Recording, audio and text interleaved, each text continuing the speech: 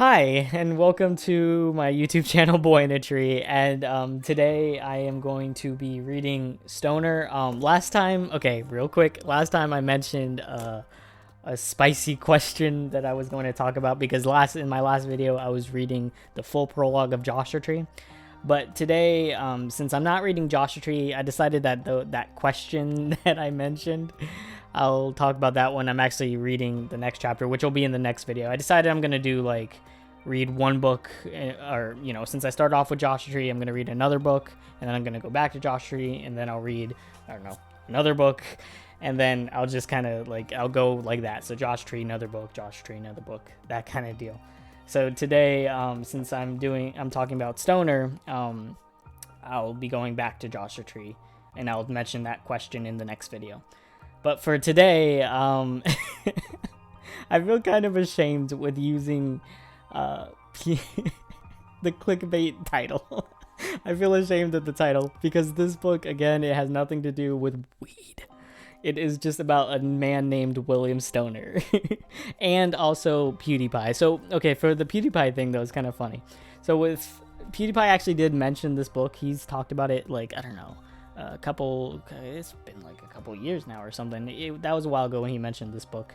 And the thing is that the books that he has mentioned, I looked into, and they actually are really good. They've become kind of my favorite books. They are actually, he's got good book taste. And the funny thing about this was just kind of embarrassing, but this is something I've done for a while. When I was younger, I used to do it all the time, is take celebrities and imagine them as the characters of the book, or even people in my life. I would imagine them as the characters of the book, even just random people that I would see. But so yeah, that just makes reading more fun for me. So for example, for this book, since Pewdiepie mentioned it, I imagined him as William Stoner as the character. But the thing is that it almost is like taking them, and it's almost like as if Pewdiepie was the best actor in the world, and imagining him as William Stoner. So at that point, it's not even Pewdiepie anymore. It's almost like it just kind of looks like him, but it's like William Stoner. Or even I would, in my imagination, just change it and make it more like William Stoner. Like how the book mentions the way they look and all that. Just kind of warp how he looks in my head, just like a different version. It's like Pewdiepie in another dimension. But yeah, so that's a little embarrassing, but that's just taking celebrities and making them as the characters. So, and it makes it a little bit more fun, or just people in your life, and imagine them as the character. It makes it a lot more fun. And yeah, so if you want to do that, if you want to imagine as I'm reading this book as Pewdiepie, as William Stoner, go ahead. Or if any other characters or, people in your life or whatever, it makes it a little bit more interesting. Whoever is William Stoner, And now, so speaking of the book I'm about to read, this book is, so it's very simple. And the thing about that is I know that could seem, again, boring to some people. I could easily see how people could be reading this and get kind of turned off because it's not something really interesting, it's not a mystery but it's just extremely, it is well written, and it's just, what dragged me in with this is, of course, the character William Stoner. He is just such a simple man, and you could tell he has good intentions, and you kind of follow him through the good and the bad, and you feel for him throughout all of it. But the part that really interested me with it is that, especially because I've already read all the way through this book, and when I thought back to it, I just thought, is this character happy? You can't ever really tell. It just seems like he is going through the motions, which is, just can be relatable. And that is the part that really intrigued me with this book. So that's something to keep in mind as I read it. So, which I'm about to do right now, which is really funny because it's the first time I'm going to do character voice, which is going to be William Stoner's parents. At the beginning is just more of an intro, and then it goes more into the story. But yeah, so I'm going to be reading the full book, and then afterwards I will come back here and talk about it a little bit, about what I just read. So here we go. William Stoner entered the University of Missouri as a freshman in the year 1910, at the age of 19. 8 years later, during the height of World War I, he received his Doctor of Philosophy degree and accepted an instructorship at the same university, where he taught until his death in 1956. He did not rise above the rank of assistant professor, and few students remembered him with any sharpness after they had taken his courses. When he died, his colleagues made a memorial contribution of a medieval manuscript to the university library. This manuscript may still be found in the rare books collection bearing the inscription, "Presented to the Library of the University of Missouri, in memory of William Stoner, Department of English," by his colleagues. An occasional student who comes upon the name may wonder idly who William Stoner was, but he seldom pursues his curiosity beyond a casual question. Stoner's colleagues, who held him in no particular esteem when he was alive, speak of him rarely now. To the older ones, his name is a reminder of the end that awaits them all, and to the younger ones, it is merely a sound which evokes no sense of the past and no identity with which they can associate themselves or their careers. He was born in 1891 on a small farm in central Missouri, near the village of Boonville, some 40 miles from Columbia, the home of the university. Though his parents were young at the time of his birth, his father 25, his mother barely 20, Stoner thought of them, even when he was a boy, as old. At 30, his father looked 50. Stooped by labor, he gazed without hope at the arid patch of land that sustained the family from one year to the next. His mother regarded her life patiently, as if it were a long moment that she had to endure. Her eyes were pale and blurred, and the tiny wrinkles around them were enhanced by thin graying hair worn straight over her head and caught in a bun at the back. From the earliest time he could remember, William Stoner had his duties.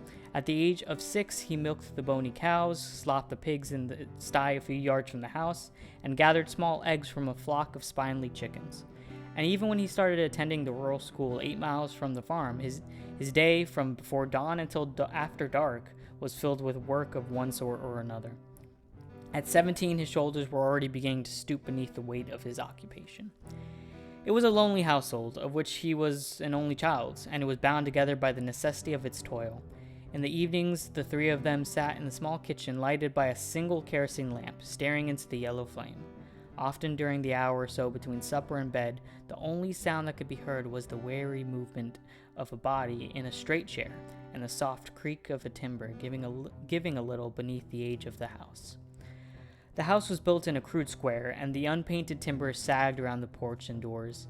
It had with the years taken on the colors of the dry land, gray and brown streaked with white. On one side of the house was a long parlor, sparsely furnished with straight chairs, and a few hewn tables and a kitchen where the family spent most of its little time together. On the other side were 2 bedrooms, each furnished with an iron bedseat, enameled white, a single straight chair and a table, with a lamp and a wash basin on it. The floors were of unpainted plank, unevenly spaced and cracking with age, up through which dust steadily seeped and was swept back each day by Stoner's mother. At school, he did his lessons as if they were chores, only somewhat less exhausting than those around the farm. When he finished high school in the spring of 1910, he expected to take over more of the work in the fields. It seemed to him that his father grew slower and more wary with the passing months. But one evening in late spring, after the 2 men had spent a full day of hoeing corn, his father spoke to him in the kitchen, after the supper dishes had been cleared away.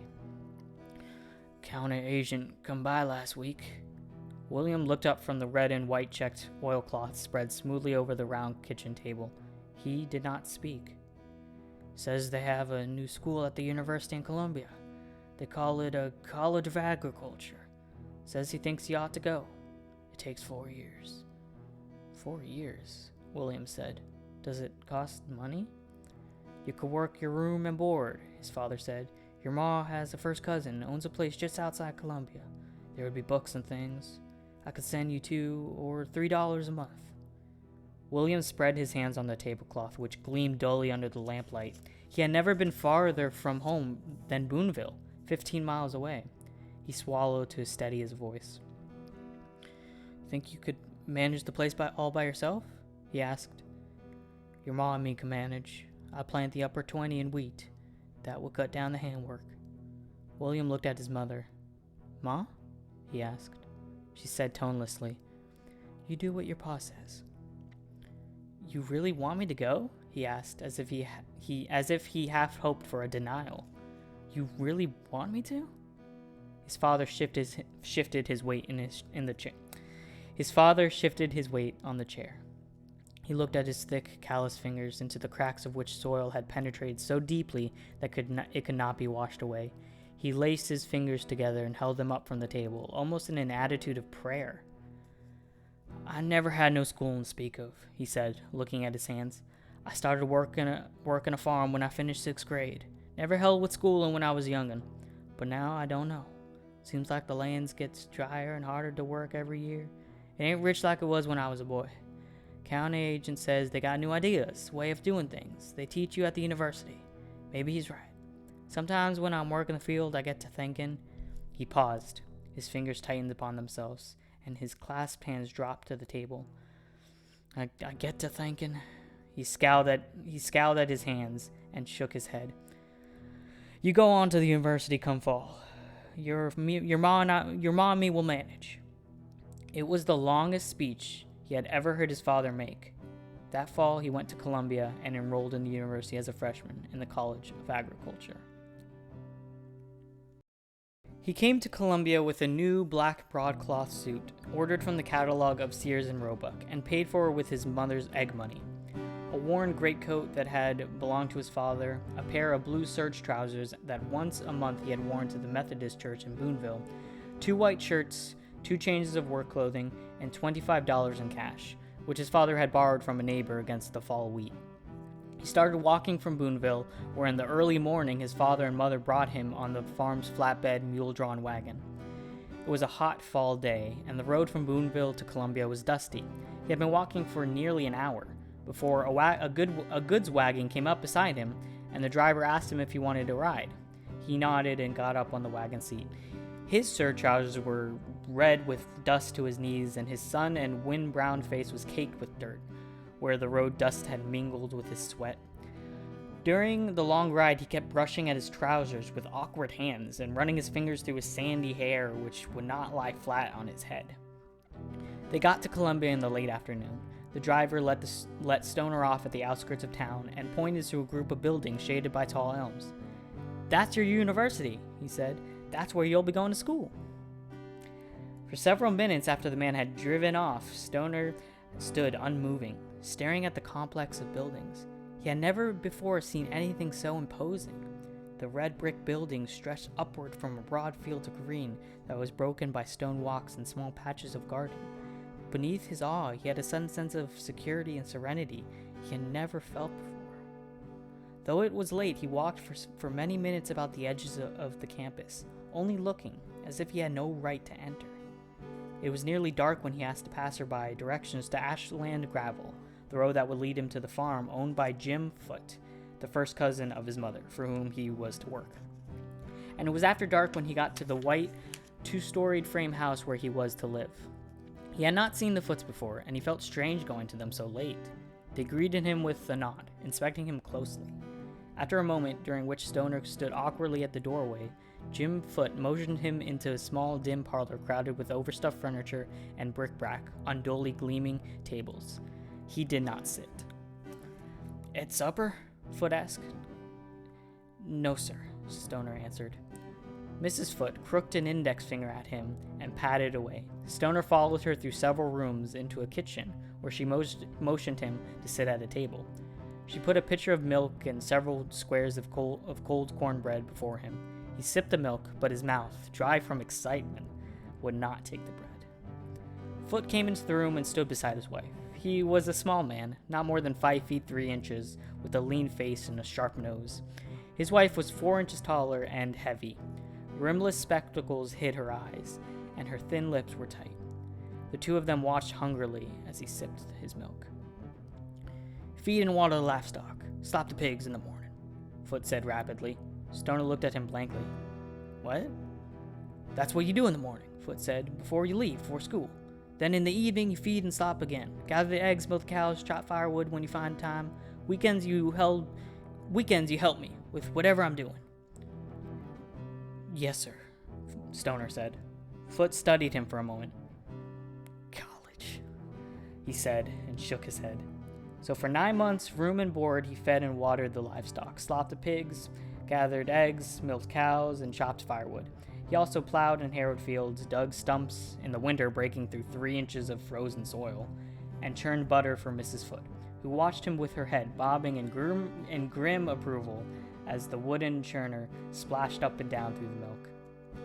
He was quartered in an upper floor that had once been a storeroom. His only furniture was a black iron bedstead with sagging frames that supported a thin feather mattress, a broken table that held a kerosene lamp, a straight chair that sat unevenly on the floor, and a large box that he used as a desk. In the winter, the only heat he got seeped up through the floor from the rooms below. He wrapped himself in the tattered quilts and blankets allowed him and blew on his hands so that they could turn the pages of his books without tearing them. He did his work at the university as he did his work on the farm, thoroughly, conscientiously, with neither pleasure nor distress. At the end of his year, his grade average was slightly below a B. He was pleased that it was no lower and not concerned that it was no higher. He was aware that he had learned things that he had not known before, but this meant to him only that he might do as well in his second year as he had done in his first. The summer after his first year of college, he returned to his father's farm and helped with the crops. Once his father asked him how he liked school, and he replied that he liked it fine. His father nodded and did not mention the matter again. It was not until he returned to his second year that William Stoner learned why he had come to college. So yeah, that was me reading William Stoner. So you could tell how it was kind of a simple book, very simple, but something, again, the part that I love about the simplicity is you kind of relate to what he's kind of going through. Because so with this book, well, with the first chapter, he's kind of pushed out. Well, first it starts off with kind of more of an intro, just explaining who he was and then really going to his story. But then as the story goes on, his father is a farmer and he pushes him out to go to college. And so William, you could tell he's just very hesitant about it. He's not sure if he wants to go. But his dad thinks it's right, so he's going to do it. Again, just kind of going through the motions at first. He's not really sure about it. He doesn't seem excited about college. He just goes. But once he gets there, getting a ride from a stranger, once he gets to the college, he's just in awe of it, which is also another relatable thing, going somewhere new, and it's just like, whoa. So that part is just, relatable, that when he goes to college, he doesn't actually start a class, he just sees the campus and is just in awe of it. So then he goes and lives with Jim Foote and his wife, and the living situation just sucks. Again, you feel for him, man. It's just not a good living situation. And then he pushes through, and he has a B average first year. So this just starts off the feeling of like, is he happy? You can't really tell. It just is like he's just going through it.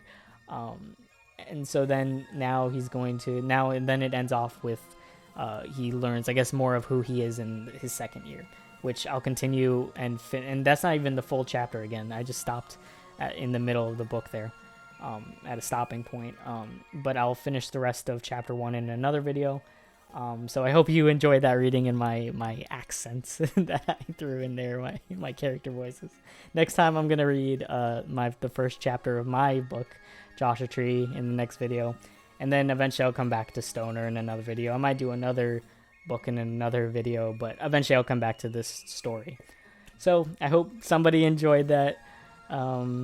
Stay connected, and I will see you next time.